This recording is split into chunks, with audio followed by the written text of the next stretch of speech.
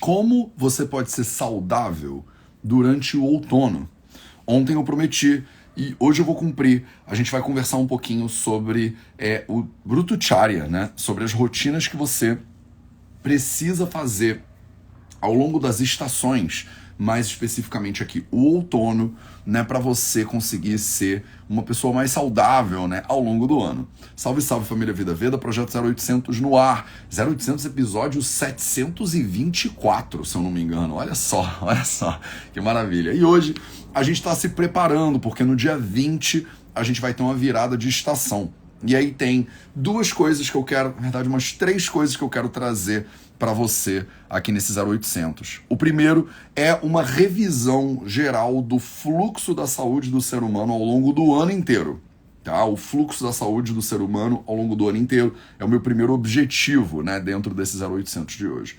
Segundo objetivo é dicas, né, recomendações específicas que você deveria aplicar no outono. A gente está aqui no hemisfério sul, né, eu estou no Brasil nesse momento, a maioria do público do Vida Veda também. Você que está aí no hemisfério norte, você precisa saber quais são as dicas em relação à primavera, né? E eu, se eu não me engano, eu já fiz um vídeo, inclusive, sobre isso na primavera passada. E você pode procurar ela no YouTube do Vida Veda que você encontra. Beleza? Então a gente vai falar, segundo objetivo, né, desse nosso encontro de hoje, é eu falar um pouquinho para você sobre as recomendações dos clássicos ayurvédicos a respeito do outono, o que você deveria fazer entre a estação, né, o momento mais quente do ano e o momento mais frio do ano. Meu terceiro objetivo é falar para você sobre Rutu Sandhi, sobre o encontro das estações, que é o momento que a gente está vivendo agora, nesse exato momento. Se você está viva, né? Se você está viva ou está vivo aí nos dias 18, 19 de março, você está no Rutu Sandhi, você está no encontro entre as estações. Especificamente hoje ainda é lua cheia, olha que coisa maravilhosa, que momento auspicioso, que sexta-feira, meu povo, que sexta-feira para ser vivida. Então, vamos começar pelo começo, né? Princípios básicos de Rutucharya, né? Quando a gente fala de Rutucharya, são duas palavrinhas, né? Charya são os seus hábitos, são as suas rotinas, são as coisas que você faz. Nos Rutu significa as estações. De acordo com a Ayurveda, são 6 e não 4 estações. Tá? Então a gente divide o ano em 6 princípios, digamos assim. Eles não são fixos, então se você está no Rio de Janeiro ou se você está em Manaus, as estações que você vai experienciar são totalmente diferentes.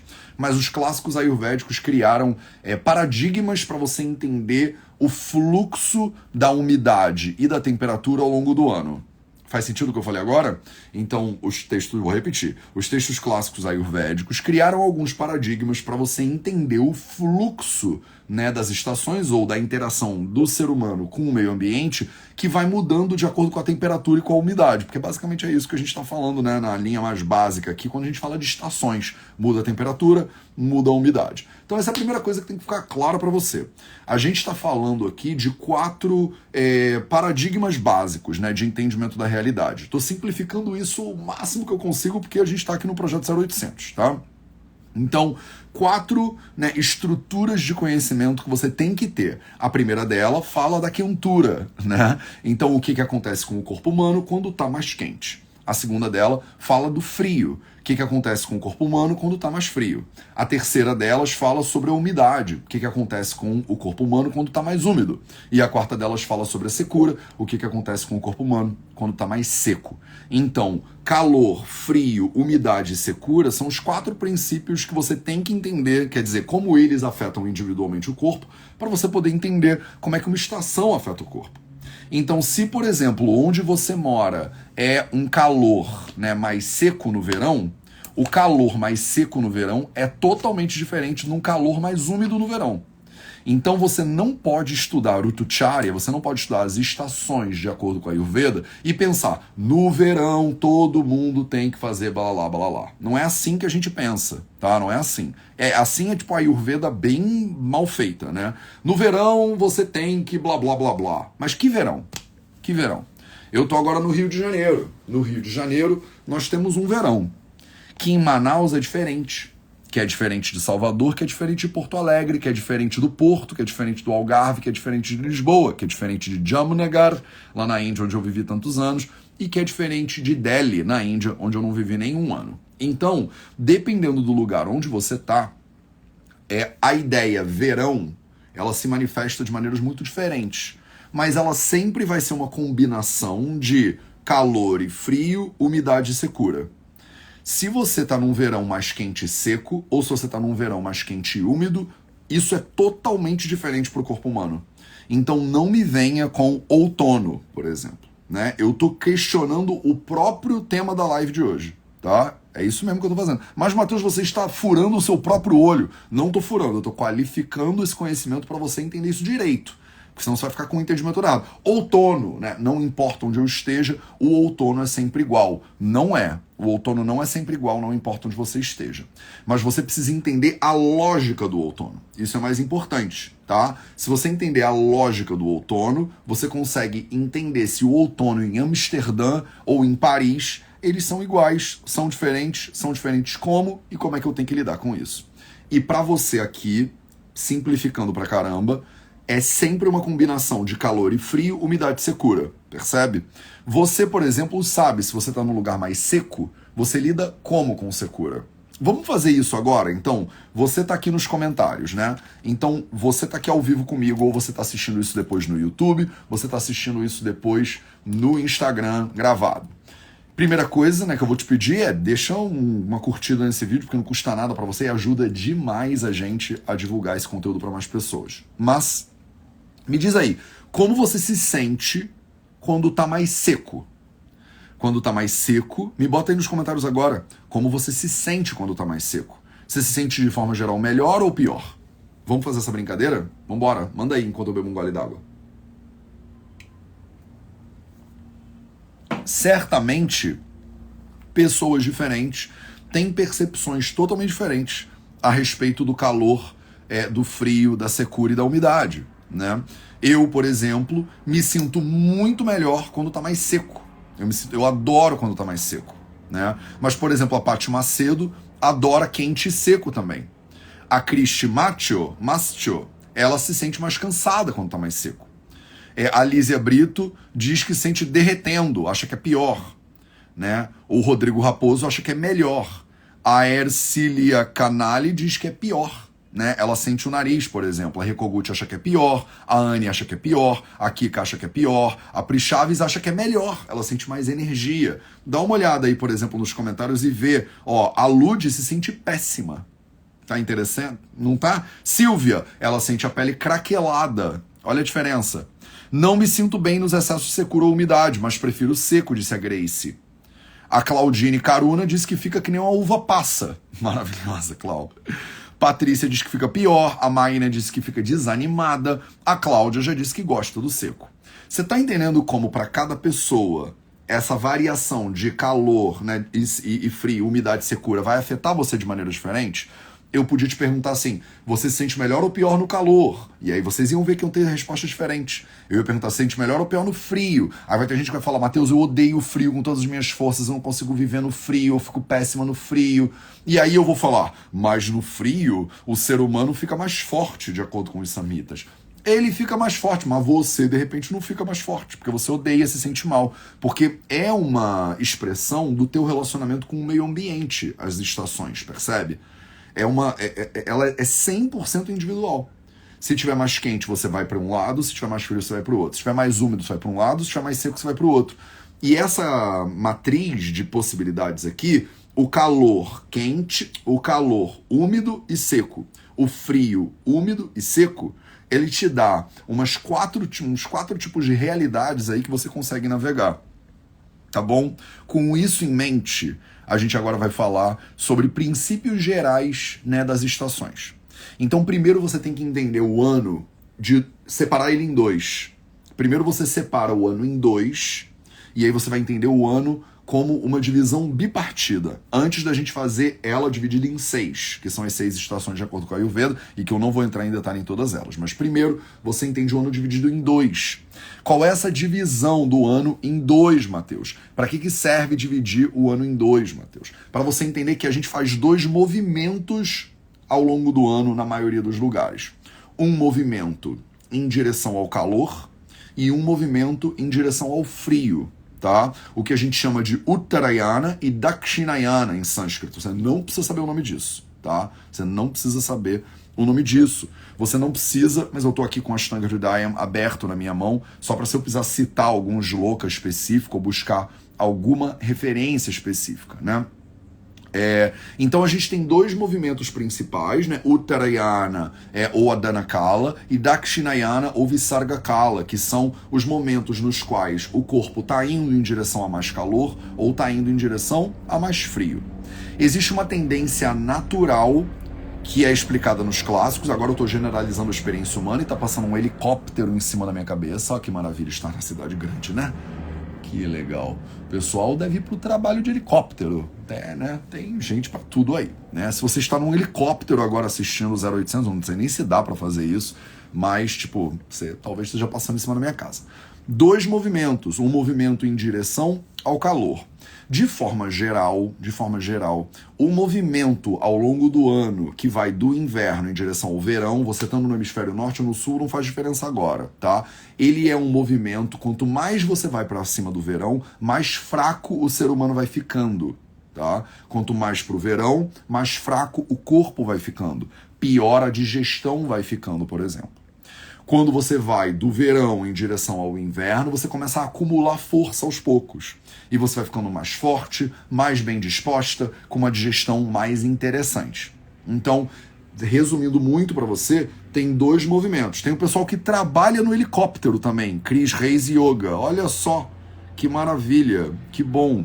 Olha só, temos pilotos e pilotas e comissários de bordo de helicóptero. Nem sabia que tinha isso. Tem comissário de bordo? Você tá no helicóptero? Eu nunca andei de helicóptero, não tive esse prazer ainda. Então você quer uma água e tal no helicóptero? Acho que não rola esse negócio, né? Então você faz esses dois movimentos. O primeiro te leva em direção a mais calor e a tendência natural é que quanto mais calor tá, mais seco fica. Essa é a tendência geral, não é o que acontece, por exemplo, aqui no Rio de Janeiro. Aqui o Rio de Janeiro, ele é um caldeirão, né? Ele é um caldeirão, ele vai ficando cada vez mais úmido, ele vai ficando cada vez mais quente, parece que você tá dentro de uma sopa ou de uma gelatina do capeta, e aí você começa a grudar e não para, e aí você tem que ligar o ar-condicionado para ver se é uma ressecada mínima, né, dentro da sua vida e da sua alma, né? Porque fica tudo molhado e parece que você tá dentro de um mingau, né? Mas de forma geral, na perspectiva ayurvédica, quanto mais pro verão, a gente está falando de um verão que vai ressecando o corpo. Tá? Então, a caminhada do ser humano em direção ao calor, ela também é uma caminhada de ressecamento do ser humano. E essa caminhada de ressecamento vai deixando o corpo mais fraco, vai deixando a pessoa menos disposta, com menos energia, com menos capacidade digestiva. E aí a gente dá aqueles exemplos clássicos, né? Quando você vai em direção ao inverno, a galera quer comer coisinhas mais gordas, né? Você imagina você comendo um fondue, né, de queijo, sei lá o que, no verão? É mais difícil, né? No verão, as pessoas querem comer coisas mais leves, querem comer coisas mais fáceis de digerir, querem comer coisas mais refrescantes, né? No inverno, não. No inverno, a gente quer comer aquelas barras de chocolate. É só você pensar nos países que são frios, né? Você pensa, Mateus, os melhores chocolates são os chocolates belga e suíço. Mas já reparou que não tem cacau na Bélgica nem na Suíça? Por que eles fazem, né, talvez os melhores chocolates do mundo, Mateus, são da Bélgica e da Suíça? Porque é muito frio, né? E aí o pessoal no friozinho quer comer um chocolatinho, né? Chocolate que é gorduroso, chocolate que é doce pra caramba, chocolate que é mais pesado pra você digerir. O cacau, ele é feito aqui, no calor mesmo, né? É feito no calor, mas de repente o pessoal lá do frio ganhou, né, esse renome por processar isso melhor. Talvez porque eles fiquem lá comendo aquele troço tanto que eles aprendam a processar isso melhor do que outros povos. Tô dando uma... Não sou antropólogo não, mas estou dando aqui uma ideia só para você, né? A tendência é que você fica frio, aí você quer para Gramado e Canela comer um café da manhã colonial. Se você nunca ouviu falar de café da manhã colonial, eu não sei se você está perdendo muita coisa. Mas, enfim, quando você vai para o sul do Brasil, principalmente nos lugares mais frios, na Serra Gaúcha, por exemplo, eu estava em Nova Petrópolis semana passada, e aí o pessoal tem lá, né, café da manhã colonial. Vê se você vai comer um café da manhã colonial no Rio de Janeiro. Você tá no verão do Rio de Janeiro, você fala assim, liga pro teu colega, fala assim, fala brother, no Rio de Janeiro, né? E aí, qual é, meu irmão? bem carioca aqui pra você nesse momento. Qual é, meu irmão? Vamos tomar um café da manhã colonial, chega aí, leque. Não sei mais como é que o pessoal fala no Rio de Janeiro. Já percebeu, né? Eu tô 8 anos. Fala aí, leque. Tomar um café da manhã colonial daquele maneiro. Ninguém fala assim, primeiro de tudo. E ninguém tomaria um café da manhã colonial no Rio de Janeiro. Por quê? No Rio de Janeiro você quer tomar um açaí. No Rio de Janeiro você quer tomar um sucão. No Rio de Janeiro você quer ir pra praia. No Rio de Janeiro você não quer comer um café da manhã colonial. Comer um fondue no Rio de Janeiro, meus amores. Quem é que vai querer comer um fondue no Rio de Janeiro, nesse caldeirão do capeta que é o Rio de Janeiro? Ninguém, né? Em Manaus. Quando que você já foi para Manaus? Você chegou em Manaus ou em Fortaleza. Você chegou em Fortaleza e pensou assim, sabe um negócio que combina com Fortaleza? Café da manhã colonial. Porra, aí ó. Por que nunca um cearense fez um café da manhã colonial tipicamente cearense? Primeiro que o pessoal não gosta nem da palavra colonial. Eles já não querem, não vamos usar nem a palavra colonial para início de conversa, que não vai passar pela fronteira do estado aqui, café da manhã colonial. Segunda coisa é que não dá para digerir esse troço, é muito pesado. Não tem como. Você não chega em Manaus e cutuca o seu colega de Manaus e fala assim, comer um fundi? Vamos comer um fundi no coração da floresta amazônica? Nunca vai acontecer. Você quer comer essas coisas pesadas e gordurosas quando tá mais frio. É isso que acontece. Quando tá mais calor, você quer ligar o ar-condicionado e ficar quieto no seu canto, né? Você quer agachar e não fazer nada enquanto não esfria.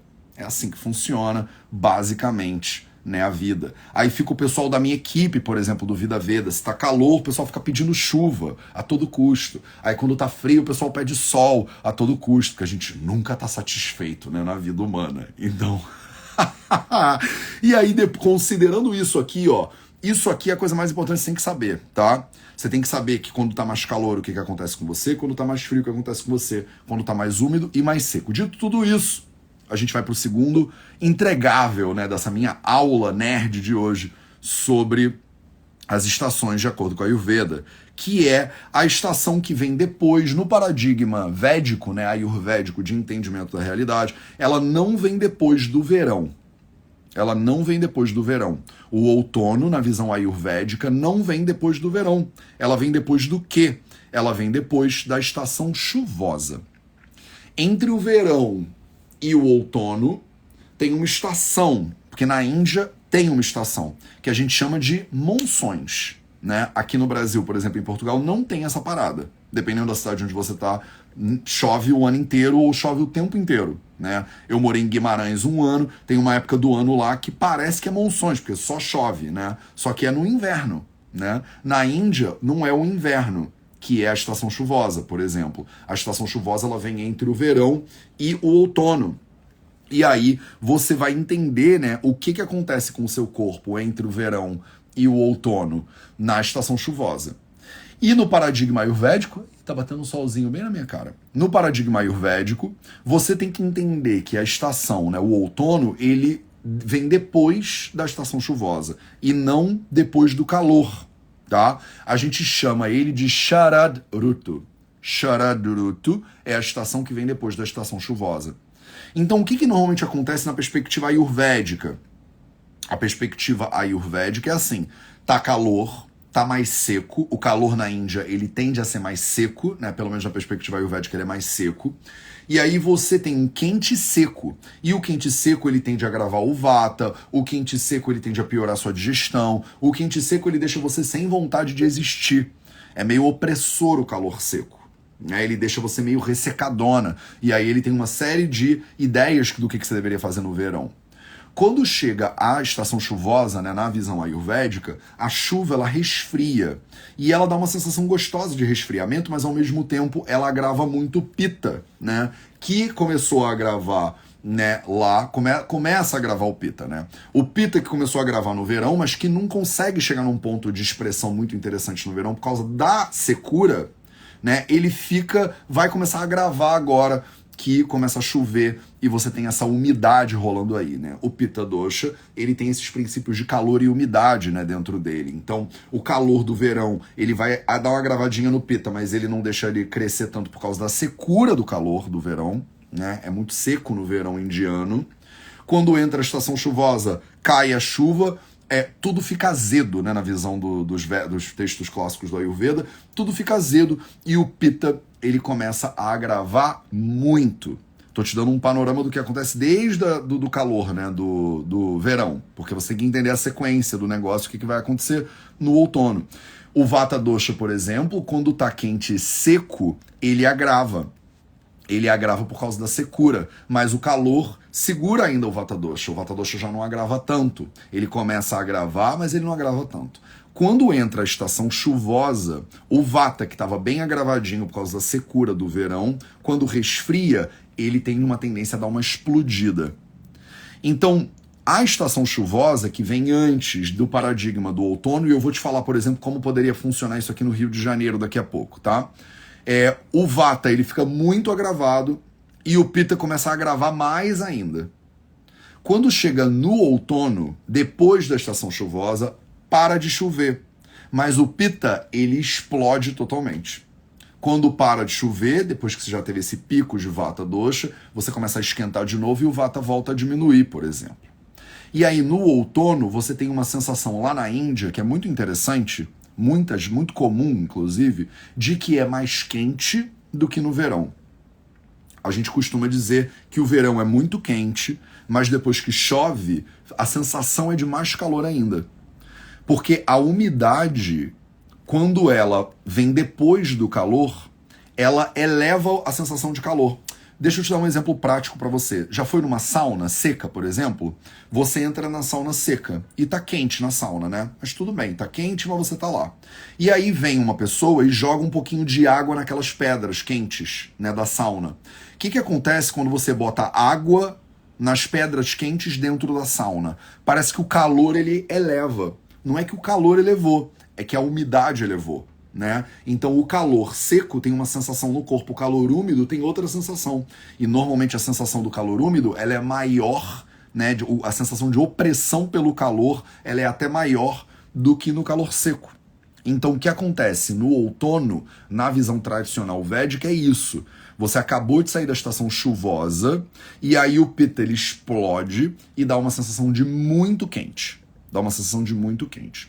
E aí os textos clássicos do Ayurveda, daqui a pouco eu vou trazer isso para a nossa realidade possível aqui, né, do Rio de Janeiro, por exemplo, para você entender.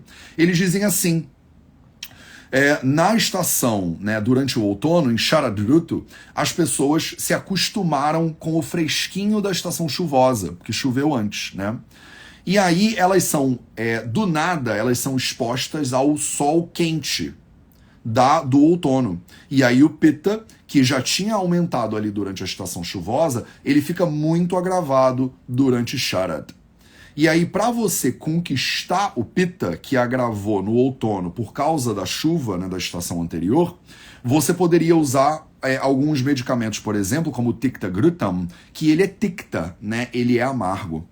Você pode usar terapias de Virechana e você pode usar terapias de venesecção. Né? Então você poderia fazer um Rakta Mokshana, você poderia fazer um Virechana, que é uma purgação terapêutica, digamos assim. Ele fala, quando a pessoa estiver com fome, ela deve comer comidas que são amargas, que são doces e que são adstringentes no sabor, que são fáceis de digerir, como por exemplo o arroz, como por exemplo as lentilhas, como por exemplo coisas doces, né? O açúcar. Você deveria consumir amlaki, ou dhari, que eles chamam aqui, né? O amlaki, que é uma frutinha muito amla, né? Ela é muito azeda. Você poderia comer um pouco de mel, e você deveria experimentar comer carne, se você comer carne, de animais que vivem no deserto, né? Animais que vivem em lugares secos, né? Então você poderia comer as carnes dos animais que vivem em lugares secos. Recomendação do Ashtanga Hridayam, por exemplo, de 1500 anos atrás. A água que é aquecida pelos raios do sol durante o dia, ela fica mais fresca durante a noite pelos raios da lua. E durante muitos dias consecutivos, ela vai sendo purificada pela estrela Agastya, né? Ela fica pura, ela fica capaz de mitigar todos os doshas. E ela é chamada de Hamsodaka. Ela é um Udaka, ela é uma água de Hamsa, que até os cisnes podem andar nela. Então essa é uma estação muito boa para você purificar a sua água, né? As noites devem ser passadas nos terraços das casas, que são pintadas de branquinho. E você deveria passar no corpo pasta de chandana, ushira e karpura. Você deveria passar pasta de sândalo, você deveria passar pasta de vetiver e você deveria passar pasta de karpura, cinnamon cânfora, a gente chama aqui. Você devia passar pasta de cânfora. Você podia usar cordões de pérolas, olha que lindo, cordões de pérolas, né? Usar vestidos que sejam brilhantes, né? Vestidos que reflitam a luz, né? E você deveria aproveitar a luz do luar. Olha que coisa linda. Você deveria aproveitar a luz do luar. Nenhum dia melhor para aproveitar a luz do luar do que hoje, né? Que é, se eu não me engano, noite de lua cheia. Então você deveria realmente subir no terraço da sua casa, porque lá na Índia é assim, né? Você tem a casinha e a casa tem um terraço que é habitável, não é um terraço de telha, né? As casas na Índia, muito comumente, não são construídas com telha no terraço, elas são construídas com laje no terraço. Então você consegue subir até o topo da casa e ficar lá no topo da casa se banhando no luar. Essa é a recomendação para você fazer no outono, que você já pode começar hoje, olha só. Aproveita a lua cheia e manda brasa. A exposição ao frio muito intenso, a neve, por exemplo, a indulgência em substâncias mais alcalinas. Se você comer, né, coisas que são boas para o seu, que te deixam satisfeito em termos de comida, você pode usar um pouco de iogurte, né, um pouco de dadhi, né, nessa estação. Você pode usar óleos, calma. Você não pode usar, é porque ele fala tiajit no final, né? Então você deveria evitar, desculpa, é que na frase o tiajit vem no final, aí eu me empolguei aqui e fui falando o que você pode. Você não pode, então tiajit, você deveria evitar o quê? Você deveria evitar exposição a muito frio e neve, você deveria evitar exposição a substâncias muito salgadas e muito alcalinas, você deveria evitar comer demais e ficar muito saciada, aí muda o significado. Você deveria evitar o uso de iogurtes, tá vendo? Fui ler na ordem e não dá, né? Tem que ler o sloka inteiro. Você deveria evitar o uso de muito óleo, você deveria evitar o uso de gordura animal, então cozinhar com banha, por exemplo, você deveria evitar. Você deveria evitar a exposição a muitos raios da luz do sol, porque o sol tá ficando muito quente agora. Você deveria, o sol ainda está muito quente, né? Você deveria evitar bebidas alcoólicas, né? Principalmente as que são muito fortes. Você deveria evitar dormir durante o dia e você deveria evitar pegar muito vento. Então tudo isso deve ser evitado durante o outono, durante o Sharadruto. Vou repetir, né? Mas você pode assistir isso aqui de novo, voltar, anotar no seu caderno. Então, no outono, né? Porque acabou a estação chuvosa, você precisa evitar, então, o consumo de substâncias muito alcalinas, você deveria evitar muito frio e neve, você deveria evitar comer demais, você deveria evitar usar iogurte, óleo, né, principalmente óleo de gergelim, você deveria evitar usar gordura de animais, né, ele chama de vassa, né, a gordura que junta com o músculo dos animais. Então, por exemplo, cozinhar com banha ou comer carnes muito gordurosas deve ser evitado. Você tem que evitar a exposição ao sol durante o dia, por exemplo, ficar lá pegando sol na praia, isso não é indicado no outono. Você deveria evitar beber bebidas alcoólicas muito fortes no outono. Você deveria evitar dormir durante o dia, né, Diva Swapna, que já tem que ser evitado de forma geral, mas no outono mais ainda tem que ser evitado. E você deveria pegar muito vento, né, você pegar vento também durante o dia. E aí ele vai falar de todas as outras estações agora. Tá claro? Então essas são as recomendações, por exemplo, do Ashtanga Hridayam, do que você deveria evitar fazer na estação de outono, né? O outono que você tá vindo depois, né, da estação chuvosa, na visão védica, e que você tá com Pitta, tem uma tendência ao Pitta, tá muito agravado. Como é que a gente entende o outono aqui no Rio de Janeiro, por exemplo? Eu acabei de sair do verão, que tá muito quente e tá muito úmido, né? E agora tem uma tendência a resfriar e a dar uma ressecadinha. Então é um movimento um pouquinho diferente daquele ali. Porque no verão carioca existe uma tendência maior do Pitta já dar uma explodida muito boa, né? E no verão carioca, o Vata Dosha, ele não tá tão agravante enquanto ele tá, né, quanto ele tá lá no Grishma, né, da perspectiva indiana. Porque o Grishma indiano, ele é seco de forma geral. E o calor, por exemplo, carioca, todo no exemplo de onde eu tô agora, é mais úmido de forma geral. No outono, você está caminhando em direção ao inverno, então fica tudo mais confortável e fica tudo um pouco mais fresquinho. O que, se está gerando ressecamento, por exemplo, vai ter uma tendência a dar uma gravadinha no Vata Dosha, mas ainda um pouquinho mais leve, que no inverno talvez ele vá vir com mais força. No inverno carioca, se é muito frio e seco, é para onde a gente está indo, né? O frio ele agravaria o Kapha Dosha, mas o seco ele consegue segurar o Kapha. Mas no inverno você já tem um potencial agravamento de Vata muito maior, porque é frio e seco, por exemplo, tá? Então você precisa entender essas perspectivas aqui para você poder navegar, de repente, um pouquinho melhor, né, o seu outono.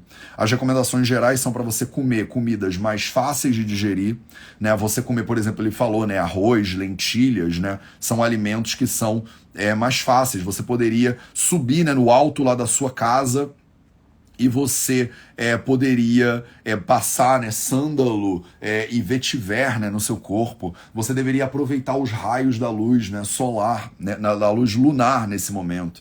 Então aproveita que agora a gente está com uma lua cheia gloriosa aí para você e você tem a oportunidade de se banhar, né, nessa lua cheia e de você ter a oportunidade de resfriar um pouco o seu corpo. Ele está vindo do verão, ele ainda está lidando com esse calor e principalmente porque o terceiro ponto desse nosso encontro de hoje, a gente está no meio do Rutu Sandhi agora. Tá? Então, nesse momento que a gente está vivendo exatamente agora, a gente está no Rutu Sandhi. O que significa o Rutu Sandhi, Matheus? 7 dias antes, uma semana antes do início da nova estação e 7 dias depois do início da nova estação, né, você tem aí umas 2 semanas que a gente chama de Rutu Sandhi, é a conexão entre as estações.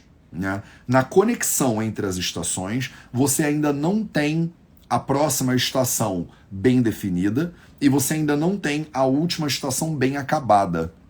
Então você agora, que você, por exemplo, aqui, né, no Rio de Janeiro, você está acabando o verão e entrando o outono, você ainda tem características do verão. Ainda tem dias de muito calor, por exemplo, e muita umidade aqui onde eu tô. E você já começa a ter algumas características do outono. Já começa a ter noites mais frescas, por exemplo. Nesse Rutu Sandhi, os samhitas ayurvédicos dizem, você tem que tomar muito cuidado, porque você ainda vai agravar o que agravava na estação anterior, mas já vai agravar o que vai agravar na estação próxima. Então o Rutu Sandhi, a conexão das estações, é um momento muito delicado para a saúde humana, e sempre é. É sempre uma época do ano que a gente tem que tomar mais cuidado do que normalmente, porque o corpo ele está oscilando. Toda vez que o corpo oscila, você tem que tomar mais cuidado. Por exemplo, você vai falar, Matheus, eu vou para a Índia, vou pegar 25 horas de avião para ir para a Índia. Já que você vai passar por um monte de variações, porque está dentro do avião seco em alta velocidade, parece que é uma estação, parece que é um inverno, né? É um inverno frio e seco. E aí você chega na Índia no verão, que é quente e tal. Tá vendo como tá tendo mudanças de estações? Você sai de casa, por exemplo, e tá calor, você chega no trabalho e tá todo mundo com ar-condicionado no 17. E aí você morre de frio no trabalho. No trabalho você tá encasacada no trabalho. E aí você sai do trabalho pra rua pra almoçar e tá um calor da gota serena. E aí você fica morrendo de calor. Olha as transições que você fica passando às vezes ao longo do mesmo dia. Você entra no carro ou no ônibus ou no metrô para ir para casa e tá frio dentro do metrô, por exemplo, já mudou de novo a estação. O grande problema da maneira como a gente vive hoje em dia é que a gente não tá mais conectado com a realidade que está acontecendo do lado de fora. Então você cria microestações para você viver. Se você vivesse na natureza, por exemplo, você não ia ter ar-condicionado, você ia ter que aguentar. Só que ao mesmo tempo a natureza, o mato, a floresta, não deixa ficar tão quente quanto a cidade, por causa do concreto. Então a gente criou ambientes totalmente artificiais para a gente viver e essa artificialidade ela tem um preço que você paga por ela. E um dos preços é que você tem umas transições muito grandes, né, de temperatura e de umidade ao longo do mesmo dia. Parece que a gente está o tempo inteiro no Rutu Sandhi, né, numa transição de estações. Então toma cuidado para você não achar que você está num outono puro. Você não tá, porque você está numa transição de estação, e você também não tá, porque você provavelmente mora em São Paulo, ou no Rio de Janeiro, ou em Brasília, ou em Porto Alegre, ou seja lá em Fortaleza, ou em Salvador. Você vive numa grande cidade. E aí você sai de casa e tá quente, você chega no escritório ou no trabalho e tá frio por causa do ar-condicionado. Você sai do escritório e tá quente, você vai pra academia, por exemplo, e tá frio por causa do ar-condicionado. Então você fica fazendo transições de estações ao longo do mesmo dia. O que é que isso faz com a sua saúde? Isso prejudica a sua saúde, sem dúvida nenhuma. Mas, Matheus, o que eu deveria fazer? Eu deveria morar com os Runicuim no meio da Amazônia? Aí eu não sei, né? Aí a decisão ela é sua. Aí eu não sei o que você vai poder fazer. Mas o fato é que você tem que entender, né, onde você vive e o preço que você paga por viver onde você vive. Se você está na dúvida entre o que fazer, né, nas estações, em vez de seguir regras dos samhitas ayurvédicos, observa o seu corpo. Observa um pouquinho. Como você se sente no verão? Como você se sente no inverno? Quer dizer, como você se sente no mais quente? Como você se sente no mais frio? Como você se sente em lugares muito úmidos? Como você se sente em lugares muito secos? E aí você vai entender, o seu corpo lida como com as estações. Isso é mais importante do que você ficar seguindo um bando de regra. E aí entende, né, por exemplo, se você faz oscilação de temperatura e umidade ao longo do mesmo dia, você vai ter um corpo que não sabe muito bem o que está acontecendo. E aí você vai ter oscilações dos doshas que também são mais pronunciadas. Você sai na rua no Rio de Janeiro e está quente e úmido. E aí o Pitta começa a agravar. Aí você chega no teu escritório que está frio e seco. Aí o Vata começa a agravar. E aí com os doshas o tempo inteiro sendo provocados para agravar e apaziguar, você tem pessoas que têm o potencial, ou têm a chance, ou têm o risco de adoecerem muito mais do que se a gente seguisse, né, um fluxo um pouco mais constante, um pouco mais previsível das estações do ano. Tá claro? Não é à toa que às vezes pessoas têm, eu tenho muita rinite. Você fica oscilando a estação o tempo inteiro. E não tem muito como, né, na vida que a gente leva hoje. Mas vai se mudar, por exemplo, para o mato. Você vai ver, você não precisa dormir com o ar-condicionado ligado, porque a temperatura ela é controlada pela própria natureza de maneira mais suave. Na cidade, não. Na cidade, os prédios esquentam, o asfalto esquenta, e aí você tem um aquecimento, um microclima que é completamente artificial. Tá claro? Então hoje eu tentei falar um pouquinho pra você, né? Pegar uns clássicos ayurvédicos, dar uma nerdada aqui sobre o que acontece no teu corpo ao longo do ano, quais são os fluxos, né? De Visarga Kala e de Adana Kala, de aumento da força do corpo humano, de perda, né, de força do corpo humano. E especificamente focamos aqui hoje para falar do outono, que no dia 20 a gente vira, né, a estação. O que não significa que muda tudo do nada. Lembra também, falei para você, para terminar, do Rutu Sandhi, que são as variações, né, os momentos de conexão entre as estações, onde você já tem características da estação nova, mas você ainda não abandonou as características da estação velha. Tá claro? Se não tá claro, é porque você provavelmente não tem conceitos um pouco mais básicos de Ayurveda. E se você quiser ter, eu tenho uma dica maravilhosa para você. A gente tem um curso que chama Certificado nos Fundamentos do Ayurveda. Se você ainda não fez o Fundamentos do Ayurveda e você quer ter bons fundamentos no Ayurveda, vai lá e procura vidaveda.org/fundamentos, né? Vou botar o link também na descrição desse vídeo no YouTube para você.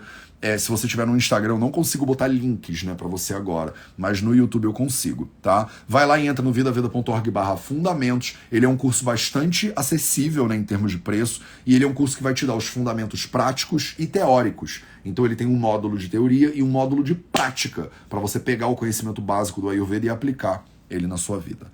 Tá bom? Esse foi o Projeto 0800. A gente se vê de novo na segunda-feira. Um excelente dia, um bom final de semana para você e até a próxima.